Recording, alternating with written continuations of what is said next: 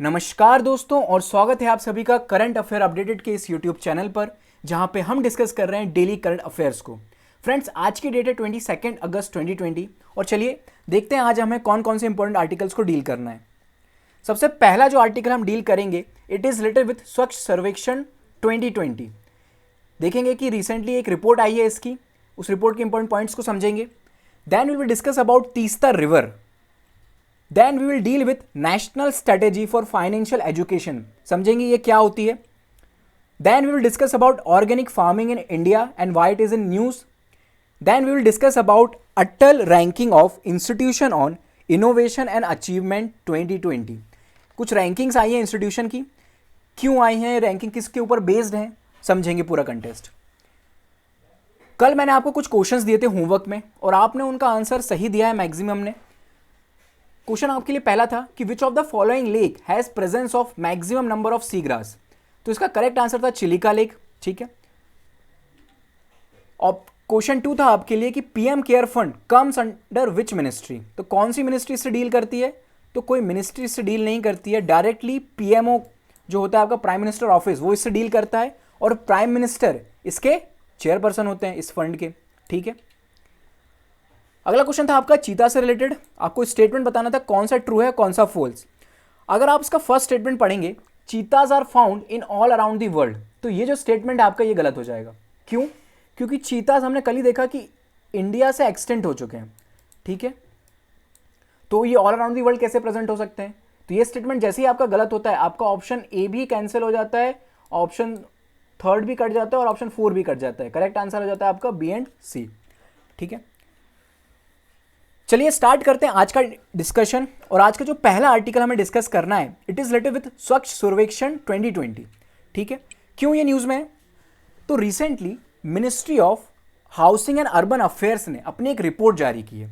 ठीक है, इस सर्वेक्षण से रिलेटेड। उस रिपोर्ट में इन्होंने रैंकिंग दी है उन सिटीज को जिन्होंने स्वच्छता के रूप में अच्छा काम किया, अच्छा प्रदर्शन किया है और अपने शहर को साफ सुथरा रखा है। ठीक है, ये जो रिपोर्ट आई है ये इसकी 5th एडिशन है, यानी कि ये 5वीं रिपोर्ट है। इससे पहले 4 रिपोर्ट्स और आ चुकी हैं और ये इस प्रकार का वर्ल्ड का लार्जेस्ट सैनिटाइजेशन सर्वे है ना, दुनिया में लार्जेस्ट। हम इसके कुछ की पॉइंट्स को डिस्कस करते हैं इस रिपोर्ट का। तो देखिए, हर साल ये रिपोर्ट जारी की जाती है। ठीक है, लेकिन इस बार जो रिपोर्ट जारी की गई है उसमें इंटरेस्टिंग फैक्ट है। तो इस बार की जो रैंकिंग है वो पॉपुलेशन के ऊपर बेस्ड है, यानी कि सिटीज को कैटेगरीज में डिवाइड किया गया अकॉर्डिंग टू देयर पॉपुलेशन। पहली कैटेगरी आपकी 10 लाख, जहां की पॉपुलेशन जो है 10 लाख से ज़्यादा है। अगली है आपकी 1 लाख से 10 लाख के बीच में जिनकी पॉपुलेशन है, उन सिटीज़ की अलग बनी हुई है। और तीसरी है आपकी जहां पर पॉपुलेशन जो है वो 1 लाख से कम है। तो इस 3 कैटेगरीज में सिटीज़ को डिवाइड किया गया है। ठीक है, ऐसा जो था वो लास्ट ईयर ही आने वाला था। ठीक है, लेकिन लास्ट टाइम ऐसा एग्जैक्ट कैटेगराइजेशन नहीं हो सका सिटीज़ का, तो इस बार पूरा कंप्लीट कैटेगराइजेशन कर कर उन्होंने सिटी वाइज पॉपुलेशन के अकॉर्डिंग रिपोर्ट जारी की है। ठीक है, तो हम देखते हैं एक बार जो मेजर कैटेगरीज हैं उनकी रैंकिंग को समझते हैं, वहाँ पे कौन कौन सी सिटीज़ ने अच्छा परफॉर्म किया है। तो हमारा जो सबसे पहली कैटेगरी है वहाँ पे पॉपुलेशन मोर देन 10 लाख वाली कैटेगरी। ठीक है ना, जिन सिटीज़ की पॉपुलेशन 10 लाख से ज़्यादा है।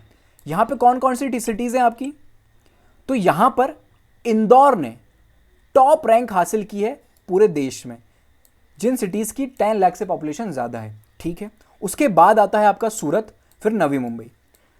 ठीक है, कुछ और आपकी सिटीज़ हैं जैसे कि national capital region, greater Mumbai, बृहत, बेंगलुरु, अमृतसर, कोटा, चेन्नई, इनका परफॉर्मेंस जो है वो काफ़ी पुअर रहा है।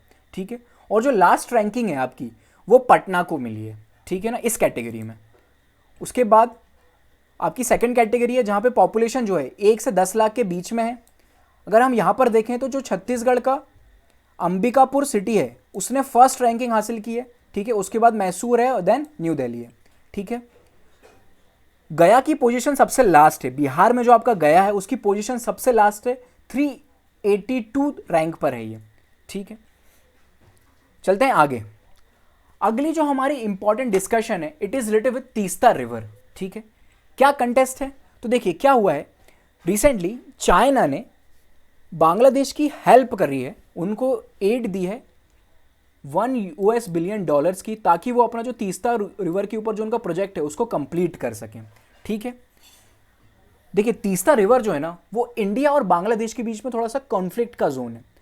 अगर हम ऐसा मैप देखें, ये इंडिया है और यहाँ पे कहीं बांग्लादेश है आपका, यहाँ पे है आपका वेस्ट बंगाल। ठीक है, तो वेस्ट बंगाल से ये रिवर जाती है, एंटर करती है बांग्लादेश में।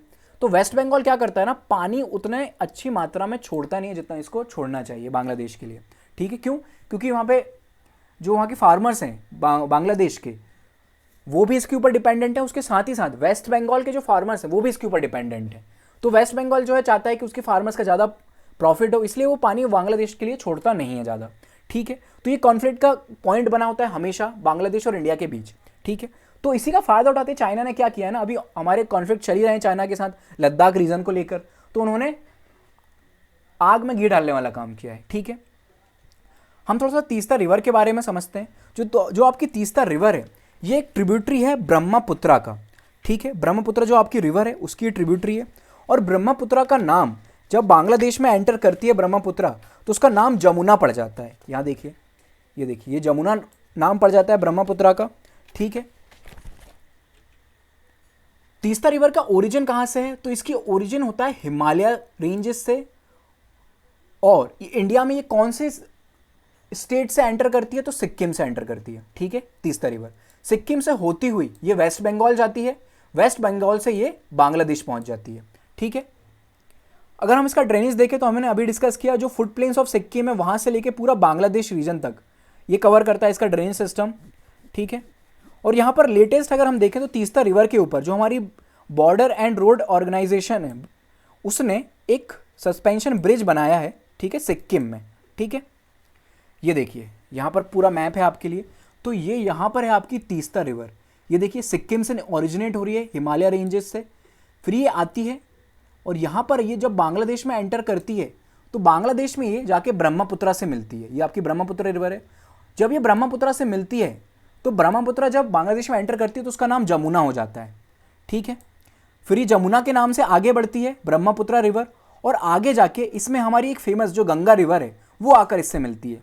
लेकिन गंगा का नाम बांग्लादेश में पद्मा होता है।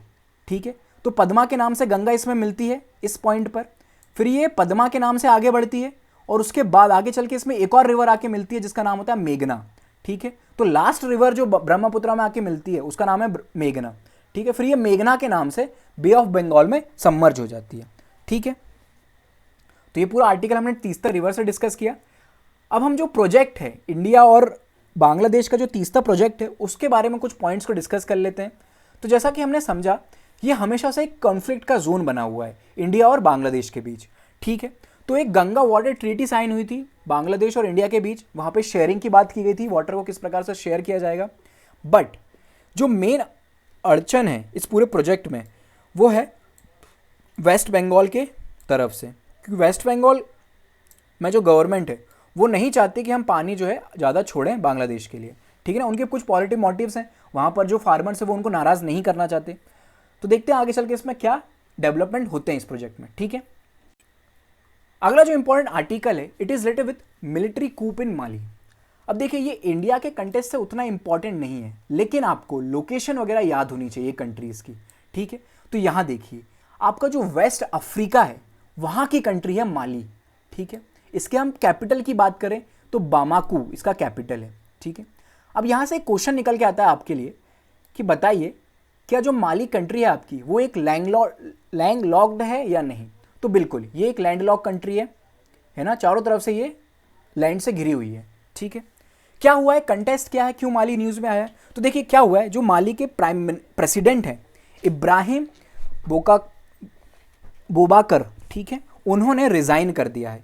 क्यों रिज़ाइन कर दिया है, क्योंकि जब इलेक्शन हुए थे, हम पूरा कंटेस्ट यहीं पे समझ लेते हैं, तो जब इलेक्शन हुए थे माली में तो उन इलेक्शन को वॉइड डिक्लेयर कर दिया गया था। ऐसे आरोप लगे थे कि सरकार ने अपनी गवर्नमेंट फॉर्म करने के लिए काफ़ी करप्शन वगैरह किए हैं, तो उनके ऊपर करप्शन के आरोप लगे। तो इसको देखते हुए मिलिट्री ने क्या किया, वहाँ के जो सरकार थी उसको वॉइड डिक्लेयर कर दिया और खुद ने आकर वहाँ पे कब्जा कर लिया। और जैसे ही मिलिट्री ने कब्जा किया देश के ऊपर, उन्होंने वहाँ के प्रेसिडेंट को अरेस्ट कर लिया, ठीक है। तो ये पूरा कंटेस्ट इसी कारण माली न्यूज़ में आया है। अब वहाँ के प्रेसिडेंट ने रिज़ाइन कर दिया है। अगर हम इसका बैकग्राउंड देखें कि यहाँ पे प्रॉब्लम्स कब से स्टार्ट हुई, तो यहाँ पे प्रॉब्लम स्टार्ट हुई थी 2011 में। कहाँ पर? माली में, ठीक है। आपको पता होगा माली जो है ना, ये जो वेस्ट अफ्रीका की जितनी भी कंट्रीज़ हैं वो ज़्यादा काफ़ी पुअर हैं, ठीक है, उनका स्टेटस काफ़ी पुअर ही रहता है। माली भी दुनिया की सबसे पुअरेस्ट कंट्री में से एक है। यहाँ पे क्राइसिस स्टार्ट हुआ लीबिया के कारण, ठीक है। लीबिया के कारण कैसे? लीबिया में क्राइसिस हुए तो वो क्राइसिस धीरे धीरे करके माली पहुँच गए, ठीक है ना। जैसे कि अगर पाकिस्तान में कोई दुर्घटना होती है तो उसका असर हमें इंडिया में भी देखने को मिल जाता है, पूरे इंडिया में नहीं लेकिन कुछ रीजन में हमें ज़रूर देखने को मिलता है।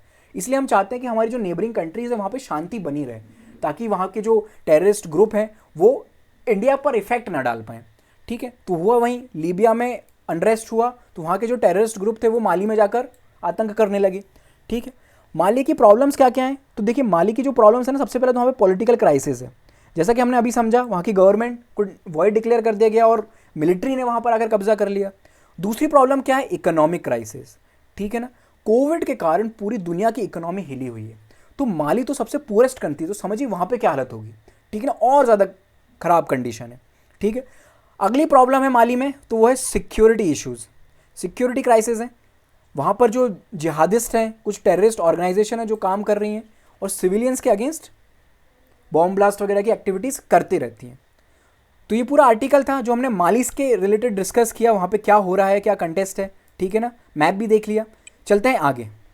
अगला जो हमारा इंपॉर्टेंट आर्टिकल है, it is related with national strategy for financial education. क्या कंटेस्ट है, न्यूज़ में क्यों आया है? तो देखिए आपका जो रिजर्व बैंक ऑफ इंडिया है उसने recently national strategy for financial education को रिलीज़ किया है, ठीक है ना। ये जो एजुकेशन होगी आपकी वो 2022 से लेकर 2025 तक रहेगी, ठीक है। अब हम कुछ की पॉइंट्स डिस्कस करते हैं। तो आपका जो पूरा डॉक्यूमेंट है, पूरा जो नोटिफिकेशन है वो किसने प्रिपेयर किया है? तो वो आपका प्रिपेयर किया है national centre for financial education ने, ठीक है। इस बॉडी ने प्रिपेयर किया है। किसकी गाइडलाइंस को इसने देखा है, किसकी गाइडलाइंस के अकॉर्डिंग प्रिपेयर किया है? तो वो है आपका आरबीआई की गाइडलाइंस को इसने ध्यान दिया है। फिर जो आपकी security and exchange board of India यानी कि सेबी है उसकी गाइडलाइंस पर इन्होंने ध्यान दिया है। उसके बाद फिर insurance regulatory and development authority of India, then pension fund regulatory, then development authority, इन सभी ऑर्गेनाइजेशन के साथ मिलकर इसने ये पूरा का पूरा ड्राफ्ट या एजुकेशन पॉलिसी तैयार की है, ठीक है। जो आपका national centre for financial education है, ये जो आपका नॉन फॉर प्रॉफिट ऑर्गेनाइजेशन है, रजिस्टर है अंडर कंपनीज एक्ट 2013, ठीक है। कुछ हम इंपॉर्टेंट पॉइंट डिस्कस करें इसकी स्ट्रेटेजी के क्या क्या होंगे। इसमें ऐसा कोशिश की गई है कि लोगों को एडिक्वेट नॉलेज प्रोवाइड की जाए, स्किल्स प्रोवाइड किए जाए, उन्हें उनका एटीट्यूड ऐसा डेवलप किया जाए कि वो अपना जो पैसा है उसको ठीक तरह से मैनेज कर पाएँ, ठीक है ना। ये ज्ञान उनको दिया जाए कि कहाँ पर आपको सही तरह से अपना पैसा इन्वेस्ट करना है ताकि आपको फाइनेंशियली अच्छे रिटर्न्स मिले, उसके पैसे को कहाँ पे सेविंग करना है, सेविंग वगैरह से रिलेटेड जानकारी दी जाएगी, अर्निंग से रिलेटेड कुछ जानकारी दी जाएगी, ठीक है ना। मेन फोकस होगा इन्वेस्टमेंट से रिलेटेड कि कहाँ पे आपको अपना पैसा को इन्वेस्ट करना है, ठीक है। ये एजुकेशन लोगों को दी जाएगी, ठीक है। और इसकी अगर हम ऑब्जेक्टिव देखें तो क्या ऑब्जेक्टिव होंगे? सबसे पहले हमने अभी डिस्कस किया है, ठीक है ना, स्किल डेवलप की जाएगी, ठीक है ना, कि कहाँ पर आपको जो है पैसा इन्वेस्ट करना है, अपना जो फाइनेंशियल एजुकेशन हम जिसे कहते हैं, किस प्रकार से अपने पैसों को मैनेज करना है, ये नॉलेज दिया जाएगा लोगों को, ठीक है। लोगों को इंकरेज किया जाएगा कि एक्टिव सेविंग का बिहेवियर अपनाएं आप, ठीक है ना, एक्टिव सेविंग करें, ठीक तरह से सेविंग किया करें। फिर और क्या करना है? तो लोगों को एंकरेज किया जाएगा कि वो पार्टिसिपेट करें फाइनेंशियल मार्केट के अंदर, ठीक है ना। जो आपके स्टॉक्स वगैरह होते हैं, ठीक है, आपका कैपिटल मार्केट होता है, उसमें किस प्रकार से आपको पार्टिसिपेट करना है, ये एजुकेशन दी जाएगी लोगों को, ठीक है ना। एक डिसिप्लिन तरीके से क्रेडिट डिसिप्लिन डेवलप किया जाएगा लोगों के अंदर और उनको एंकरेज किया जाएगा कि वो अपने क्रेडिट का फ़ायदा उठाएं, फाइनेंशियल इंस्टीट्यूशन से क्या क्या ज़रूरत है फाइनेंशियल इंस्टीट्यूशन की, उस हिसाब से अपने पैसों को इन्वेस्ट करें, ठीक है। फिर डिजिटल फाइनेंशियल सर्विस में किसी भी प्रकार की लोगों को दिक्कत ना हो। जैसे डिजिटल फाइनेंशियल सर्विस क्या होती है? ऑनलाइन जो काम होता है ना, ऑनलाइन ट्रांसफ़र करते हो आप पैसों का, ऑनलाइन ही अब आप पैसे कहीं इन्वेस्ट भी कर सकते हो, तो वो एजुकेशन भी लोगों को दी जाएगी। और क्या किया जाएगा? ठीक है ना, तो रिस्क मैनेजमेंट सिखाया जाएगा, ठीक है ना। आपको बताया जाएगा भैया कि आप पैसा इन्वेस्ट कर रहे हो म्यूचुअल फंड्स वगैरह में, तो वहाँ पे आपको लॉस भी हो सकता है, उसके लिए भी आपको प्रिपेयर रहना है, ठीक है ना। इस प्रकार की नॉलेज लोगों को दी जाएंगी। लोगों को ओल्ड एज और उनके रिटायरमेंट प्लान्स के रिलेटेड जानकारी दी जाएगी और उनको मोटिवेट किया जाएगा कि अपना आप ओल्ड एज और रिटायरमेंट प्लान्स पहले से तैयार रखें। कुछ लोग इंडिया में क्या होता है ना, ओल्ड एज रिटायरमेंट प्लान को लोगों का कुछ नहीं होता है ना। उनका रिटायरमेंट प्लान होता है उनके बच्चे, वो पूरा का पूरा पैसा अपने बच्चों में इन्वेस्ट करते हैं ज़्यादातर लोग, ठीक है, उनकी पढ़ाई में, एजुकेशन में, इसी में उनका पैसा खर्च हो जाता है।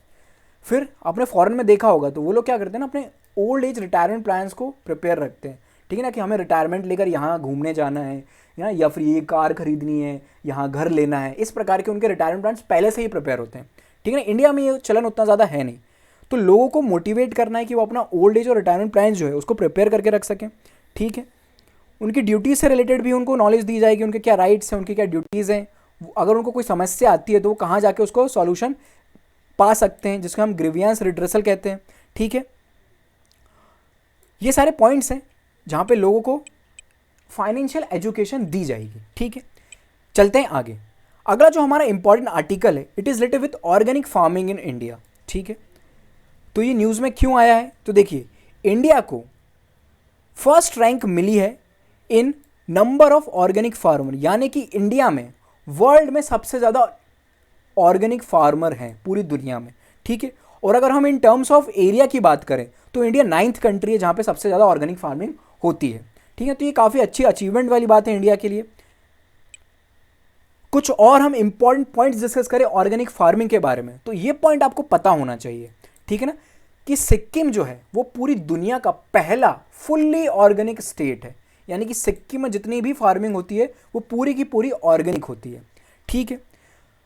इंडिया जो है कुछ मेजर ऑर्गेनिक प्रोड्यूसर्स को एक्सपोर्ट भी करता है, तो कौन कौन से हैं आपके, तो वो है आपका फ्लैक्स सीड्स, ठीक है ना, sesame, soybean, tea, medicinal plants, rice and pulses, इन सब का इंडिया एक्सपोर्ट भी करता है ऑर्गेनिकली, ठीक है। अब ये वाला पॉइंट जो हमारे लिए काफ़ी इंपॉर्टेंट है, ठीक है ना, क्या कि गवर्नमेंट कौन कौन से इनिशिएटिव चला रही है ऑर्गेनिक फार्मिंग को प्रमोट करने के लिए, ठीक है। तो जो आपका पहला इनिशिएटिव है गवर्नमेंट के द्वारा चलाया जा रहा है जो, वो है mission organic value chain development for north east region, ठीक है। जैसा कि आपको अभी मैंने बताया कि सिक्किम जो है वो इंडिया का फुल्ली ऑर्गेनिक स्टेट है, तो ये जो पूरा नॉर्थ ईस्ट का रीजन है ना, यहाँ पर सबसे ज़्यादा ऑर्गेनिक फार्मिंग होती है पूरी इंडिया में, तो वहाँ पर डेवलप करने के लिए स्कीम चलाई गई है। ये जो स्कीम है वो पूरी तरह से सेंट्रल सेक्टर स्कीम है, यानी कि पूरा जो पैसा आएगा ना इस स्कीम के लिए वो पूरा सेंट्रल गवर्नमेंट देगी, ठीक है ना। दो प्रकार की स्कीम होती है, सेंट्रल सेक्टर स्कीम होती है और एक सेंट्रल स्पॉन्सर्ड स्कीम होती है। जो स्पॉन्सर्ड स्कीम होती है ना, उसमें गवर्नमेंट और स्टेट का शेयर होता है, कुछ पैसा स्टेट गवर्नमेंट देती है, कुछ पैसा सेंट्रल गवर्नमेंट देती है, ठीक है। ये जो पूरा मिशन चल रहा है, mission organic value chain development for north east, इसको चलाया जा रहा है under national mission for sustainable agriculture. ये जो मिशन है ना ये बहुत इंपॉर्टेंट है, ठीक है। इस मिशन को 2015 में लॉन्च किया गया था, national mission for sustainable agriculture, ठीक है। इसका मतलब क्या है इस मिशन का, तो देखिए इस मिशन का मेन पर्पस जो है ना वो इंडिया में ऑर्गेनिक फार्मिंग को बूस्ट करना और सस्टेनेबल एग्रीकल्चर करना, यानी कि इस प्रकार से एग्रीकल्चर करना कि लोगों की लो कॉस्ट आए और प्रोडक्शन ज़्यादा हो। लो कॉस्ट कैसे, कि पानी का किसान सही तरह से यूज़ करें, सही तरह से फर्टिलाइजर्स का यूज़ करें। अभी क्या होता है ना, फर्टिलाइजर्स पर गवर्नमेंट बहुत सब्सिडी देती है, फर्टिलाइजर्स पर, यूरिया पर, ठीक है, इन सब पे बहुत सब्सिडी मिलती है फार्मर्स को। तो वो क्या करते हैं ना, जितना डालते बने यूरिया डाल दो, पूरे के पूरे खेत में यूरिया डाल देते हैं, उतनी की ज़रूरत भी नहीं है लेकिन उसके बाद भी डाल देते हैं, ठीक है। तो लोग फार्मर्स को एजुकेट करें कि भैया इतनी की ज़रूरत नहीं है आपकी ज़मीन में यूरिया की, ठीक है ना, कम डालो। तो इस प्रकार का पूरा ये मिशन चल रहा है, national mission for sustainable agriculture, ठीक है। इसको लॉन्च करने वाली मिनिस्ट्री कौन सी है, तो देखिए एग्रीकल्चर से रिलेटेड है तो ministry of agriculture and farm welfare है, ठीक है। अगला जो आपका स्कीम चल रही है गवर्नमेंट के द्वारा वो है परंपरागत कृषि विकास योजना, ठीक है ना। परंपरागत मतलब कि पुराने ज़माने से जैसे खेती वगैरह की जाती थी ना उस प्रकार का यूज़ करना है, यानी कि कुल मिला के मतलब है केमिकल्स का यूज़ नहीं करना है, ज़्यादा फर्टिलाइजर्स का यूज़ नहीं करना है, इस प्रकार की चीज़ों का यूज़ कम करना है, ठीक है। इसको लॉन्च किया गया कौन सी मिनिस्ट्री के अंदर, सॉइल हेल्थ मैनेजमेंट के अंदर, ठीक। एक पूरा बड़ा सा प्रोग्राम चल रहा है आपका सॉइल हेल्थ मैनेजमेंट। मैंने अभी आपको बताया सॉइल हेल्थ के बारे में, जैसे कि जो यूरिया वगैरह का क्या मतलब कि कितना नाइट्रोजन ज़रूरी है ज़मीन में, कितना फॉस्फेट होना चाहिए, ठीक है ना, उन सब चीज़ों को देखते हुए एग्रीकल्चर करना है, ठीक है। ये काफ़ी इंपॉर्टेंट है अब आपकी, ठीक है ना, कि पार्टिसिपेटरी गारंटी सिस्टम, ठीक है ना, पीजीएस भी बोलते हैं इसको। इसके ऊपर शायद लास्ट ईयर यूपीएससी ने क्वेश्चन भी पूछा है, ठीक है ना, वो क्या क्वेश्चन है मैं आपको दूंगा होमवर्क में, ठीक है। तो क्या होता है पीजीएस, इसमें क्या होता है, जो आपके ऑर्गेनिक प्रोडक्ट्स होते हैं ना, उनको सर्टिफाई किया जाता है, ठीक है, ताकि किसान को उसके उचित दाम मिल सके, ठीक है। इसके लिए केमिकल फ्री जो भी आपके प्रोडक्ट्स होते हैं उनको इसके अंडर ग्रीन कार्ड मिलता है, ठीक है ना, दिया जाता है, और ये यूजुअली 3 साल लगते हैं आपको सर्टिफिकेट मिलने के लिए, ठीक है। अब इससे रिलेटेड इंपॉर्टेंट चीज़ क्या है जो आपको मुझे कमेंट बॉक्स में कमेंट करके बतानी है, तो वो आपका जो पीजीएस का स्टेटस है वो कौन देता है, ठीक है, ये आपको पता होना चाहिए। और शायद लास्ट ईयर यही क्वेश्चन भी था कि पीजीएस का स्टेटस कौन देता है ना, पार्टिसिपेटरी गारंटी सिस्टम का। तो कमेंट बॉक्स में इसका आंसर ज़रूर बताइएगा। चलते हैं आगे। अगली जो इंपॉर्टेंट है ये रिसेंटली डेवलपमेंट है, ठीक है ना, अभी अभी लॉन्च किया गया है इसको। क्या है? Prime minister formalisation of micro food processing enterprises. ये रिसेंटली न्यूज़ लॉन्च की गई है, किसके द्वारा? आपकी ministry of food processing industry, ठीक है ना, इसने इस स्कीम को लॉन्च किया है अंडर आत्मनिर्भर भारत अभियान। जो आत्मनिर्भर भारत अभियान इंडिया में चल रहा है उसी के अंडर ये स्कीम को लॉन्च किया गया। क्या मकसद है इस स्कीम को लॉन्च करने का? तो इसमें नई टेक्नोलॉजी का, ठीक है ना, यूज़ करना है हमें, और हेल्प करना है जो आपके स्मॉल एंटरप्रेन्योर्स हैं, ठीक है ना, उनको मार्केट में लाने के लिए नई नई टेक्नोलॉजी का यूज़ करना है। जो आपकी फूड प्रोसेसिंग रिलेटेड जो भी आपके नए नए एंटरप्रेन्योर है ना, जो काम कर रहे हैं, जैसे कि कोई नया सॉस की कंपनी खोल रहा है, ठीक है ना, ऑर्गेनिक पूरे के पूरे टमाटरों का यूज़ कर या इस प्रकार का जो भी एंटरप्रेन्योरशिप कर रहे हैं लोग, उनको टेक्निकल असिस्टेंट प्रोवाइड करना, ठीक है, ये काम है इसका। चलते हैं आगे। अगला एक छोटा सा आर्टिकल है, it is related with Atal ranking of institute on innovation, ठीक है। तो क्या हुआ है रिसेंटली एक रैंकिंग जारी की गई अलग अलग इंस्टीट्यूट की, ठीक है। इसमें क्या किया गया है, उन इंस्टीट्यूट को रैंकिंग प्रोवाइड की गई है जिन इंस्टीट्यूट ने अच्छा काम किया है इनोवेशन को प्रमोट करने के लिए, ठीक है।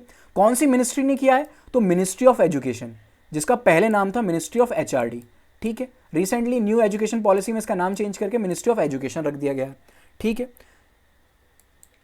तो ये छोटा सा आर्टिकल था, हमने डिस्कस किया इसके बारे में, उतना ज़्यादा इंपॉर्टेंट नहीं है बट भी आपको पता होना चाहिए इसके बारे में, तो हमने डिस्कस कर लिया।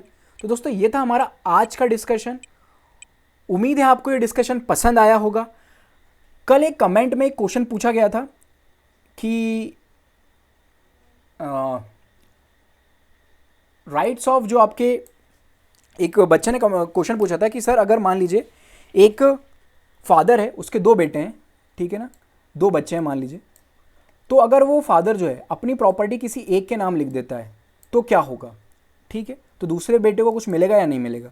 तो इसको समझने के लिए ना आपको इनहेरिटेंस के राइट पता होने चाहिए इंडिया में क्या है। तो देखिए इंडिया में ना 2 प्रकार की लैंड होती है, 2 प्रकार की प्रॉपर्टी होती है।